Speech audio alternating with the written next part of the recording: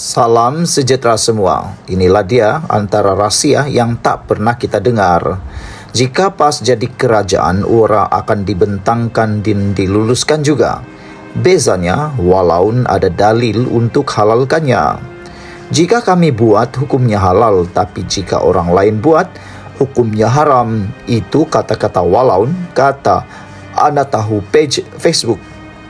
Kalau kami join, bukan dikira berpolitik. Tapi kalau orang lain join, barulah dikira berpolitik.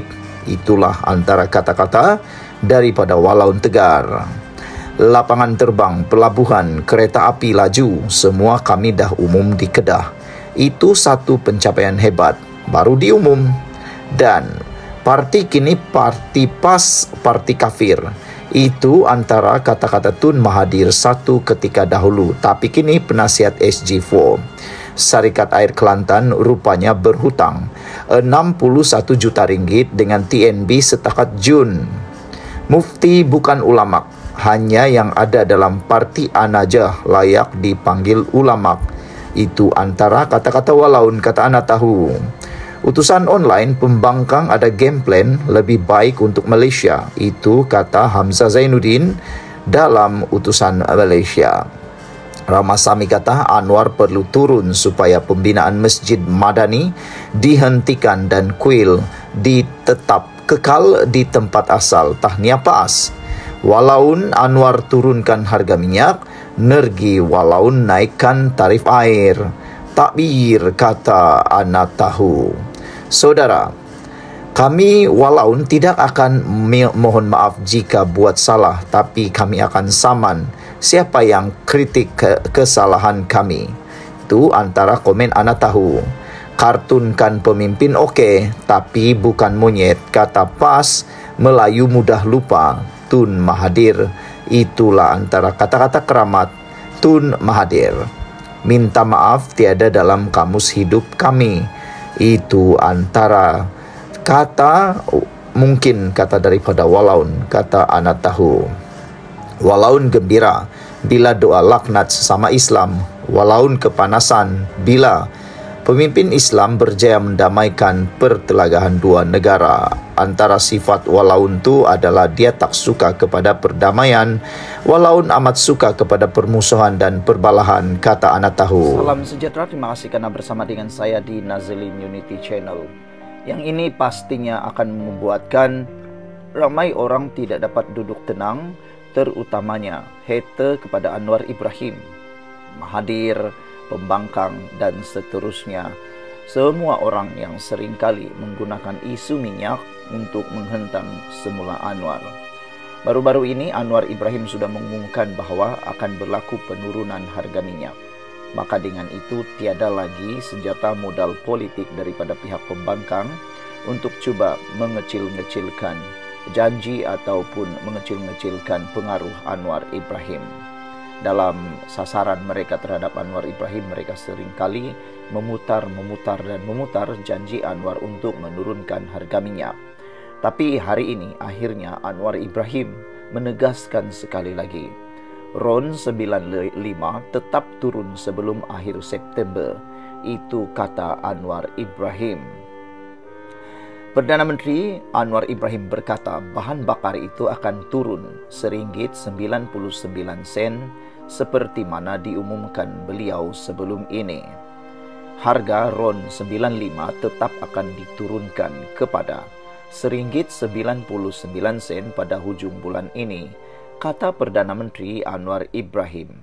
Beliau berkata, rakyat tidak perlu termakan tohmahan pembangkang bahawa kerajaan memungkiri janji telah dibuat, sambil menekankan penurunan harga bahan api itu dijanjikan turun sebelum akhir September. Ada yang marah harga minyak belum turun walaupun sudah September. Sebelum ini saya kata sebelum akhir September.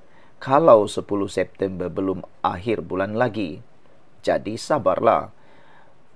Tunggu sekejap sama ada akan turun atau tidak, katanya menurut utusan Malaysia di Johor Bahru. Pada 23 Julai yang lepas, Perdana Menteri mengumumkan RON 95 akan turun lebih rendah kepada RM1.99 seliter berbanding RM2.05 seliter selepas penyasaran subsidi. Sebelum kita teruskan ulasan ini, jangan lupa tinggalkan komen anda dengan tanda pagar "Kami benci fitnah". Sebelum itu, izinkan saya kongsikan dulu kepada anda semua, ini terapi imun Transfer Factor for Life, terapi imun yang meningkatkan daya imun badan kita sehingga 400%. Secara umum dan ringkasnya, apabila imun badan kita lemah, bodoh dan tidak seimbang, kita kena penyakit.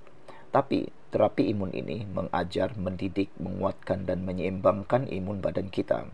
Apabila imun badan kita sudah kuat, bijaksana dan seimbang, imun badan itulah yang akan menghapuskan akar penyakit yang sudah berakar di dalam tubuh badan kita. Lalu kita sembuh. Cepat dapatkan produk hebat ini melalui nombor telefon saya yang tertera. Produk ini lulus KKM, halal dan diperakui oleh dokter-dokter di seluruh dunia. Mungkin ini adalah jawaban kepada doa anda selama ini. Saudara-saudara sekalian, Anwar yang juga Menteri Keuangan membayangkan warga asing mungkin membayar antara RM2.50 hingga RM2.60 bagi RON 95 selepas penyasaran subsidi berkuat kuasa. Tetapi rakyat hanya bayar RM1.99 sahaja, kata Anwar Ibrahim. Tengoklah, mana-mana negara lain, mana ada yang turun harga minyak? Tiada, kata Anwar ketika berucap pada program rapat umum 27 tahun reformasi peringkat negeri Johor. Katanya, perkara tersebut boleh dilaksanakan ketika ini adalah disebabkan pentadbiran kerajaan persekutuan hari ini peduli dan cakna keluhan masyarakat.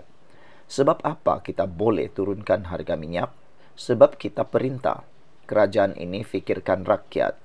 Apabila kita sudah berjanji, kita akan tunai, kata Anwar. Sebelum ini kita kata hari ini tubuh kerajaan, esok turun harga minyak. Tetapi ambil masa 1 atau 2 tahun turun juga kan, kata Anwar. Sementara itu, beliau berkata langkah kerajaan memberikan bantuan sumbangan asas rahmah RM100 telah memberikan kegembiraan kepada rakyat Malaysia tanpa mengira latar belakang ekonomi mereka. Bantuan ini bukan sahaja kepada golongan B40 dan M40, tetapi juga kepada golongan profesional. Sekurang-kurangnya kita ingat, semua rakyat Malaysia. Nanti kita tengok ya untuk tambah nilai. Katanya, wow, kalau betullah semua orang dapat ditambah nilai bantuan asas rahmah ini tanpa mengira latar belakang rakyat, ekonomi rakyat, ini satu berita yang sangat baik. Saudara, anda sudah gunakan sumbangan asas rahmah RM100 anda? Jika belum, gunakan dengan sebaik-baiknya. Ramai orang yang komplain, mereka kata mereka mahu wang tunai. Sebenarnya, tindakan kerajaan menyalurkan melalui e-wallet satu tindakan yang bijaksana. Kerana tindakan memberikan wang tunai akan menyebabkan menggalakkan penyalahgunaan wang tersebut. Silap-silap hari bulan, wang RM100 yang diberi bantuan itu, jika diberikan dalam bentuk tunai, akan dibeli dalam bentuk yang merugikan. Contohnya, seperti rokok, arak, dan ada yang mengatakan silap-silap hari bulan, ada yang mungkin akan beli ketum. Jadi, pembelian-pembelian yang tidak bermanfaat seperti itu, antaranya judi juga, tidak akan memberikan sumbangan ekonomi kepada Malaysia. Ada lagi yang menyatakan bahawa kalau diberikan dalam bentuk wang tunai, silap-silap hari bulan, uang itu tidak akan digunakan dalam kalangan rakyat Malaysia atau dalam negara kita. Silap-silap hari bulan, ia akan digunakan dalam pembelian-pembelian seperti pembelian-pembelian di dalam online yang akan menyebabkan pengaliran wang tunai ke negara-negara yang lain. Ini tidak akan menyebabkan negara kita beruntung. Jadi, tindakan bijaksana kerajaan menyalurkannya melalui e-wallet dan pembelian pula adalah secara terpilih adalah satu tindakan yang bijaksana. Anda sudah gunakannya? Kalau belum, cepat gunakan. Ada lagi yang saya sangat tertarik, mereka menggunakan uang sumbangan rahmah tu membeli ataupun sumbangan itu membeli bahan-bahan untuk memulakan perniagaan secara kecil-kecilan. Karena yang mendapatkannya ini antaranya adalah orang muda berusia 18 tahun. Ada beberapa pelajar University College yang menggunakan uang itu untuk memulakan perniagaan secara kecil-kecilan seperti menjual air palang, ada juga yang menjual ice cream yang dibuat sendiri. Jadi dia dapat gandakan uang 100 menjadi 400 ringgit. Ini satu tindakan yang bijaksana. Jadi saya 100% menyokong pemberian dalam bentuk e-wallet, pembelian yang terpilih. Itu adalah cara yang paling bijaksana. Ini sebabnya negara kita beruntung mempunyai Perdana Menteri bijaksana. Anwar baru saja diangkat menerima anugerah tertinggi di dunia berkait dengan ekonomi Islam, keuangan antarabangsa. Sekian dulu untuk kali ini. Jangan lupa tinggalkan komen Anda. Bye-bye.